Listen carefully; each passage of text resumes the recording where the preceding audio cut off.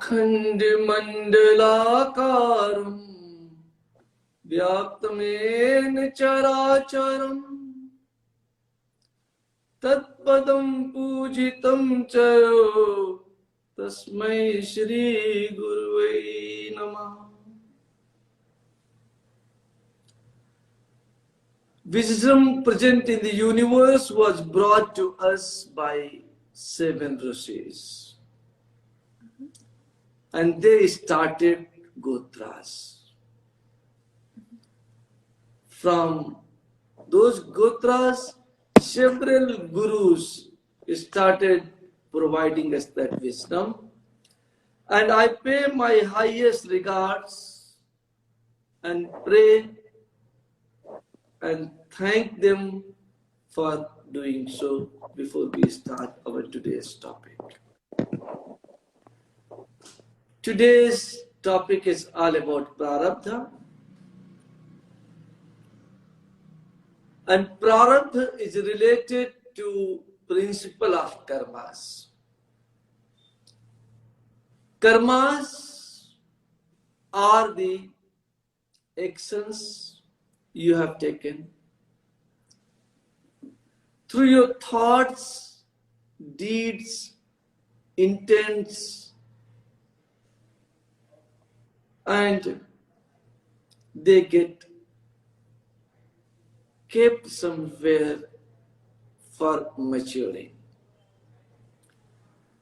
And karmas are basically of 2 types, and then further one of the karma is another 2 types. So whenever we are trying to think something, whenever a thought comes in our mind, in your mind it always comes 10,000 euro. What is your target? 10,000. Or it comes target €1,000,000, $1,000,000. And then we start taking actions to achieve that. Making goal is a good thing, but attaining goal or not attaining goal, becoming happy after attaining goal and becoming sad after not attaining goal should not be there. Why it should not be there? Because result is not in your hand. Fruits of the actions you have planted are not in your hand. And that is what principle of karma basically is. What it says, there is a very beautiful sloka in Gita which says, Karmandeva adhikaraste. Your right is only on your actions. Your right is only on your karma. And not on the fruit of the karma. So what mistake we do, basically we get involved so much with the result, that result of our actions starts disturbing us. Whereas karma is, make your goal, put your actions to achieve it, and whatever the result is, you must accept the result with $1,000,000 smile. $1,000,000 smile is more important than anything, than any result of your deeds, actions, thoughts, intent. If we are able to do it, fine, there is nothing wrong and there is no problem. Problem starts when we are not able to do it, and then we need to understand the principle of karmas again and again and again and again.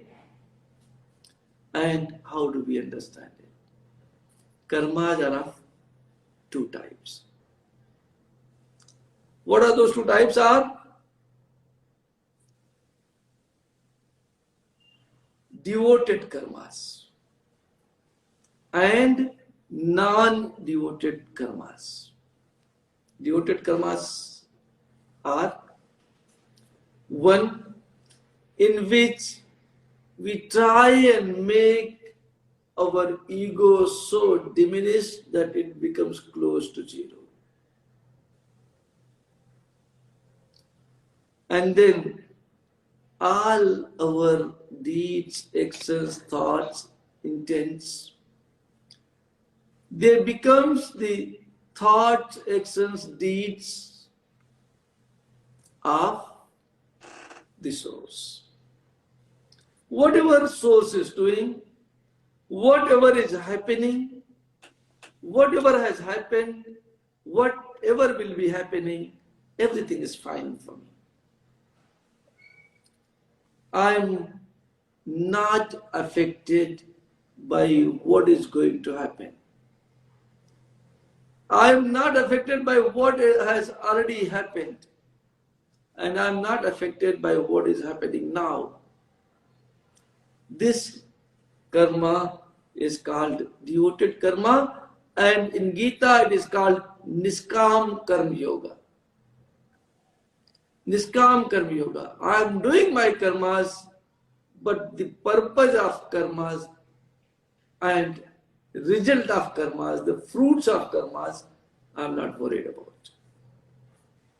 And then second, karmas are the karmas which are done with your ego. I achieved $1 million target this year.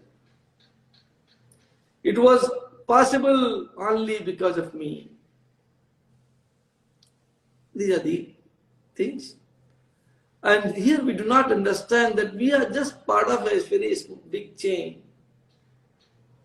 Whatever we have done and whatever we are doing, to our success, many people, many persons, many animals, many plants, many planets, they have put in their efforts. Question is, how planet can put an effort? If there is no sun, you will not be able to get your sugar. You will not be able to get the plants. You will not be able to get photosynthesis. You will not be able to get chlorophyll. And then food itself will not be there. When there is no food, there will be no energy in you. When there is no energy, you cannot work. So everything has contributed, little contribution in our success. So wise people, they never say I, they always say we.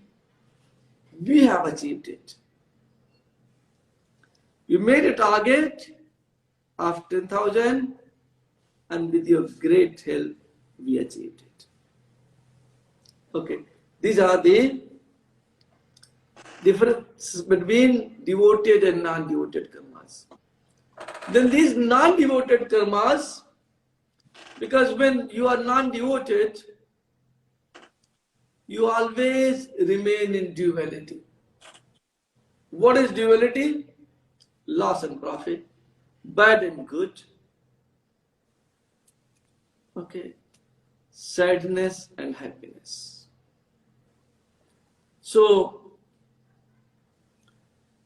and according to that, karma further gets divided into two parts. One is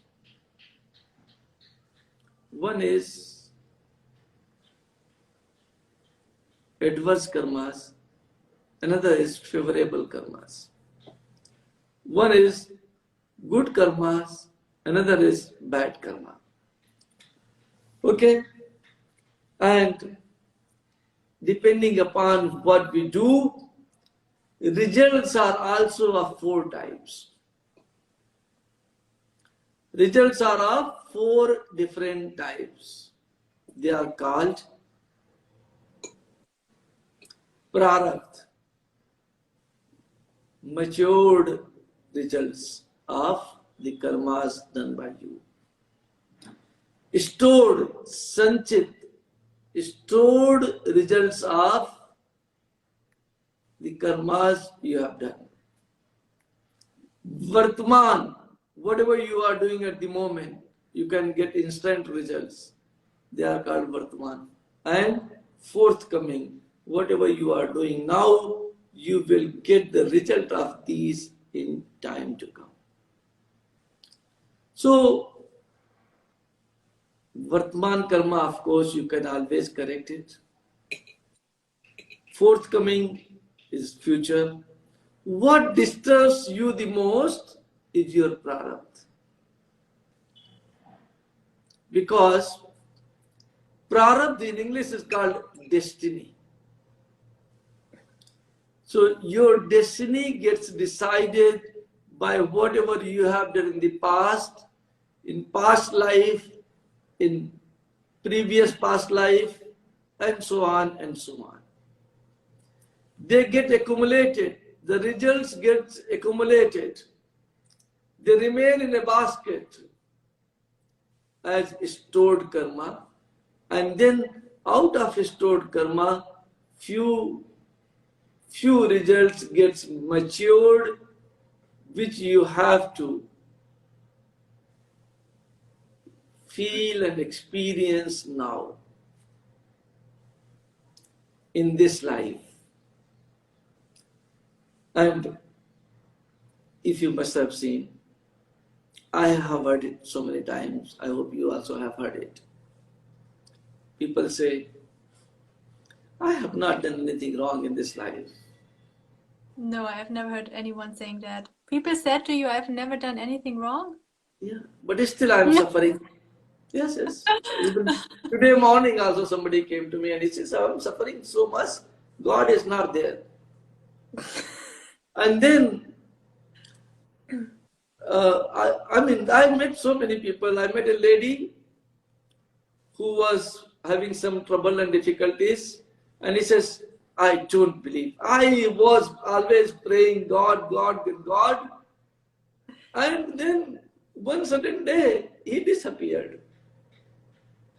And some forces started troubling me. And today morning person is saying, I have not done anything wrong in this life. I don't know why I am suffering from all this. And then there are a few people who also say, I am enjoying. I don't know whether I have done anything good, but still I am enjoying with the grace of God. So this, what is happening to you, is your prarabdha. Another question, somebody asked me a few months back, what is free will? If everything is prarabdha, if everything is destiny, then what is free will? Free will and destiny, there are two different things. Free will is related to your actions, your karmas, and destiny is related to the results. And I have been giving this example many times, that you want to go from place A to place B. I bought a very nice ticket in a city called Düsseldorf. And somebody came and they make me board the train beautifully, expecting that in 4 hours I'll be at my destination. Everything was right. Food was packed, it was given to me. Everything was super fine, unless train got broke down in between and I couldn't reach my destination. So what I want to say, that things are not dependent on your free will. The end result is not dependent on your free will. Your actions are, your karmas are. So utilize your free will in your karmas, and whatever the result comes out, just accept that result. Is there any way by which we can change it? It's another question. Maybe in a Can we different change? topic of life, otherwise it gets too long. Okay. Can we change our destiny? The answer is yes, but answers maybe we can take up next time or some other time. What you have learned to this today is that your matured results of karma is called prarabdha, and according to prarabdha, your life gets decided today and now. Thank you. Thank you so much. For everyone who's watching this Instagram live, we also have a retreat all about karma coming up first week of March. If you are interested to join and to really dive deep into the topic of karma, what different types of karma exist, what are some examples, or how can you balance out or heal karma, you can find information on the website gurudhan.net, and we can also post a link in the comment section. Thank you very much. I have noted some things, and I would like to start the question and answer round. So you said karmas are being kept or being stored. Where are Not they being? karmas, their results. Okay, sorry. The results of karma are being kept or stored. Where? Okay. When you store something in computer, it gets stored somewhere. So it remains in the space. It remains around you. It As remains as in of frequency? course it remains in energetic form all around you. And there is a saying in Vedas, a very beautiful saying, Havyahuti, which you have put in fire, and the actions, karmas you have done in your life, they will always bear fruits. Okay? So they are, it is not a solid object that I have kept this here. It's air.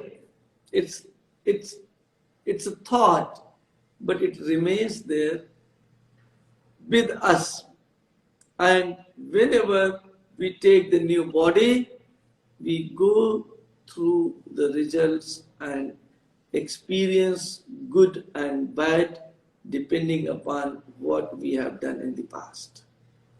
Therefore, we have to watch our thoughts.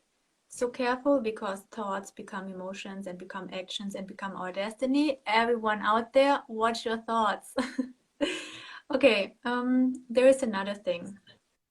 I understand that you say, I really do understand that you say, success is not in our hands. Only the actions we take to achieve a specific target or goal is in our hands. That is very clear, but I want to tell you also something from a business perspective and also something from being a business coach or being a psychological coach. Because usually I achieve my goals and I see others achieving their goals because we don't stop before we achieve the goal. Meaning, we say people still have a goal.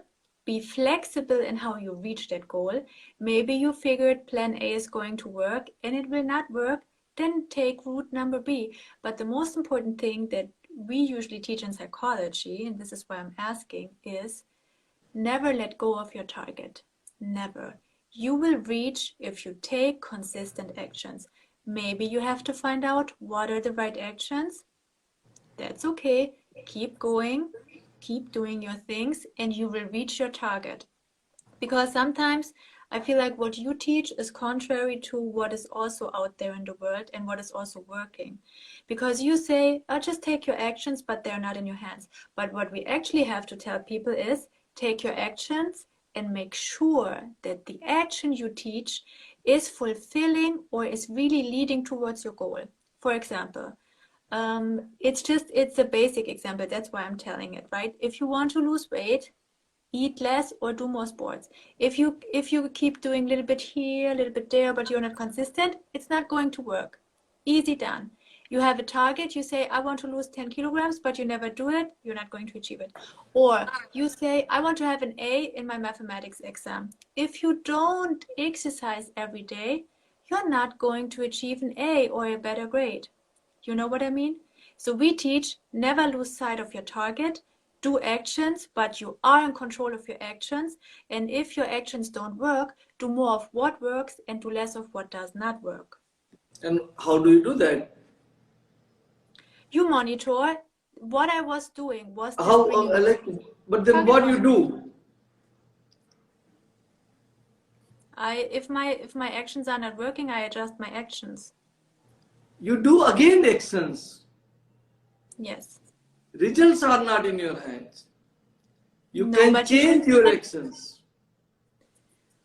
Okay, You can I know. I change think your what actions. means that you always say the result is not in your hand. So you mean the result of one action you take is not in your hand. I think what I was missing is that never lose sight of your target. Yes, the result of one action I take is not in my hands, but what is in my hands is also keeping a positive attitude and being disciplined and showing perseverance to reach my target.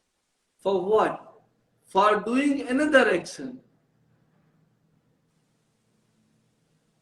It Yeah, seems but what do very... you say what do you say to a child that is struggling in school? Is having all these, and you tell them you gotta sit down and you gotta study a little bit harder, my dear, so you get grade B. Of course, they take actions and actions and actions until they know that 1 + 1 is 2. I think you are mistaken. Okay. If you teach your child who is always struggling in study that you must get 98%, he may lose the sight of studies at all. What we need to tell them is study hard. Don't worry what result will come in. If you study hard, your result is definitely going to be good. Okay. So what I think I have drawn from Karmandeva Adhikaraste is whatever your goal is, you are working towards your goal. Reaching or not reaching is not in your hand. I'm going to climb Mount Everest. What is in my hand is preparing well, is climbing, and to students, we must definitely teach that you need to work hard. The exams results are definitely going to be good if you are working hard.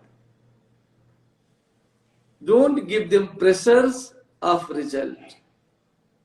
Yeah, but Just ask them, work hard, and believe me, the results will be much better than when you have given the target, given that those results 100% you must get, not less than 101%.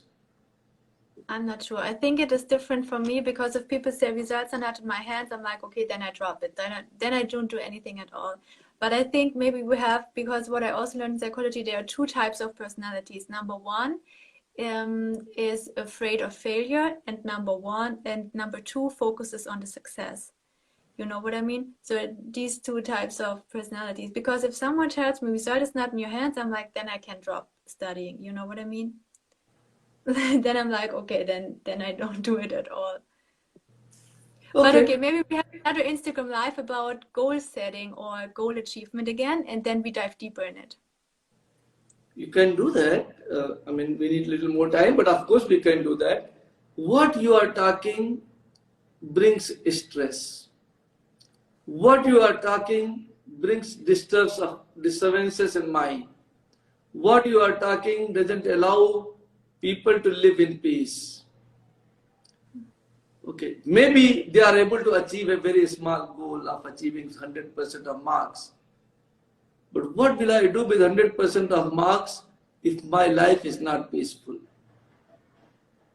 What will I do by achieving a business target if my overall life is stressful? What you have to derive a balance somewhere. Achieving good things, achieving good things. Because my first meeting starts in 1 minute and I still have 3 other questions. Then, yeah, but maybe this also belongs to another Instagram live, because you say that, and I totally get it again, people should never say, I did it all by myself, but still, sometimes we still need to appreciate things, because just to give an example, we have a new CEO in my company that is responsible for Germany, Austria, Switzerland. And he's really, really, really good. And he's not saying, oh, I did it all by myself. But on an objective level, since we have him and since he pushes, or he guides us and he leads us, we work better, we work faster, we get better results, because he was more professional and he could teach us a lot of things we were not aware of as a team. So I think what I sometimes miss is that still some people can come in an organization and make a major difference, and then it's totally okay for me to say, even if some of my other colleagues would say, we would have not been able to do it without him. So I think what you mean is that he himself should not say, I pushed you to that level, but it's okay if other colleagues acknowledge it, appreciate it, and we are like, we see that everything we are doing now and everything is like getting better together like a puzzle piece is because of this new leader we have. He was more professional. He was telling us other business logics we were not aware of. And since we have him, we work better and we achieve better results.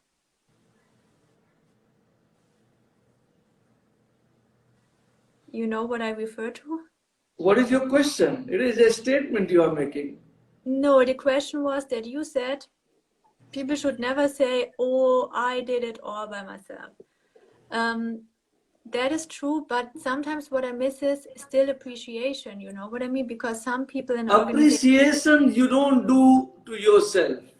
Right, this is what I'm saying. Appreciation is done by somebody else to you. Right. And there is no ego involved in that. Yes, appreciation also sometimes brings ego in a person. That is true, but we are trying to unite two things which are not related. They are like X and Y. What was the topic? What was the discussion? That when ego is not there, then I becomes we. And that is what the person is doing. Whatever you are saying is supporting the thought that a person can become successful only in case he has got a team spirit. Team spirit can only be built when you are not egoistic. When you become egoistic, then it is difficult to bring and develop the team spirit. When I becomes we, you become a team, and then it is easier for you to get the success.